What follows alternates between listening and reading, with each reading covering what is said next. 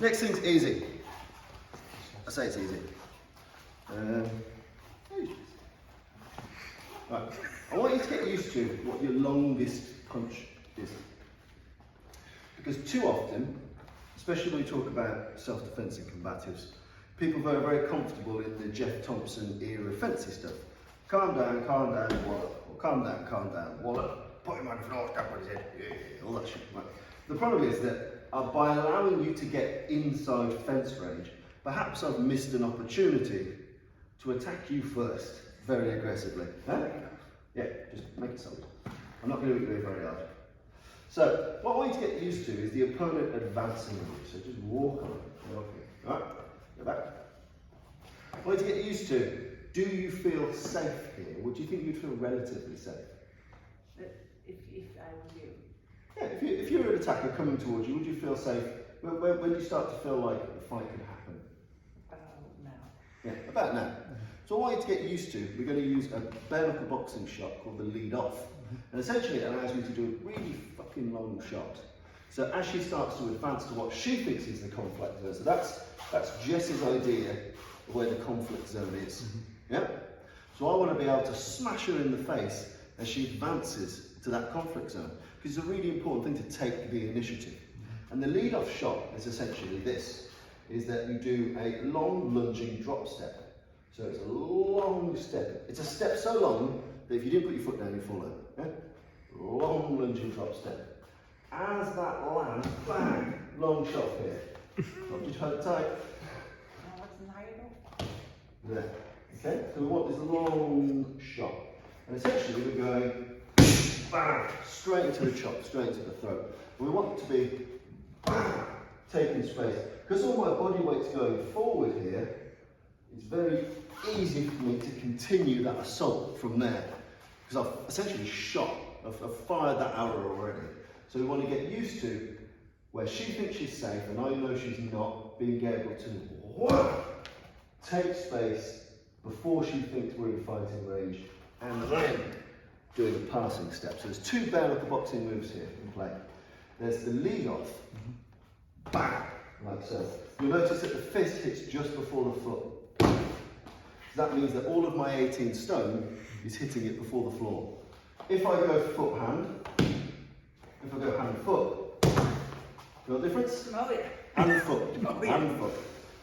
The lunge, the bend in the knee, means that all of my weight is crashing into Jess, and I'm like a train on a track at this point.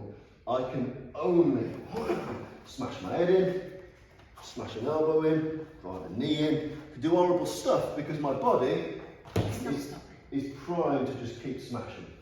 But the important principle is here is, why would I wait for Dickhead to come over? If Dickhead's feeling safe there, but feels not safe here, I want to hit him before he thinks the fight can even happen. So, the lead off, and then the passing step is essentially just walking. That allows me to take up as much space as possible. So if I've just bust her in the chops or the throat with that long range shot, something's going to happen, a reaction will occur. Something. So I need to take her space fast. I've made space, I'm going to fill it with violence. Violence. Violence. So lead off, passing step. In the pugilist days, yeah, that's quite a, well, if you were fighting, you'd expecting that kind of thing. It's quite committing, isn't it? Yeah, it's very committing. How did the opponent, presumably they could see that coming? Because the boxers don't do that sort of thing now, do it? Because it's too... Well, it's very safe for the knuckles, so it's a very safe way to hit with the knuckles. Yeah. Bear in mind, if you're boxing with knuckles, all the things that make modern boxing work, like jabs, you can't get away with, you can't have a non-committal jab, you can bust your hands up. So there's fewer strikes in old bare knuckle boxing, they're more all in. And when it comes to self-defense boxing, you've got to be all in, because there's no room for, you know. Yeah, it's not going to happen. The whole point of this is to use a kind of a solid. You also notice a couple of other things, so if you just put that down. A couple of other things. So do you remember I spaz, you spaz? So she's walking towards me, she's aggressive. Don't actually walk because you'll pull that shot. But imagine she's taking my space. When I go here, she's going to go, woo, and do something.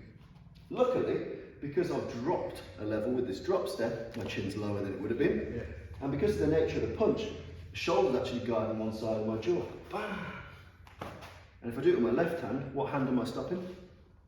Right. Her right hand, which is most likely to be her power hand, a good hand. So again, like, whoa! Yeah, it's not going to get anything. It'll bounce off my skull or it'll hit into the meaty part of my shoulder, whereas I'm now ready to crash into something hard and horrible. I do like that punch actually. Yeah, it's drop step. Bam! Just taking space. You know, so let's think of the maximum possible range, the sniper rifle option. Yeah, so from here, it's very unlikely people think the fight's on from here. People don't really think they can be hit from here, but as soon as I'm bam, bam, yeah, you take something. So I mean, to get used to knowing, it's really important for you to know what your maximum effective range is. If you were shooting a rifle, you'd have to know this. To understand what is my maximum effective range, you get so comfortable with it that you know, okay, that kind of distance, I can bang you with something. Yeah? For Jess, it'll be different. So Jess, if you do that technique, long leading lunge, yeah, bang. So that is Jess's maximum to a range. You have to scooch in a bit Yeah, there. there you go. So from there, if you put your foot back to where you were, bang. That's okay, it's good. So, Ginger padding. and this is the distance you really need to learn. You need to know that that now is where it can take space. Don't wait for me to take one more step forward. Yeah. Get used to the fact that there's a landmine here. Boom. That's what you need to get used to. What's the maximum range you've got? Because some people, let's imagine you might have used your fence and knocked out bloke here. Then suddenly, brother, big Dad's like, what the fuck? Bam! You know what I mean? This is another good use for the shot, where there's another entrant to the fight. There's someone entering that frame. Yeah, you can. Boom! Either side. Bam! But get used to what is your longest, most powerful shot to the face. That's the lead off, drop step, and then passing step and fill them in from there wherever you want. Give that a go. Try it on the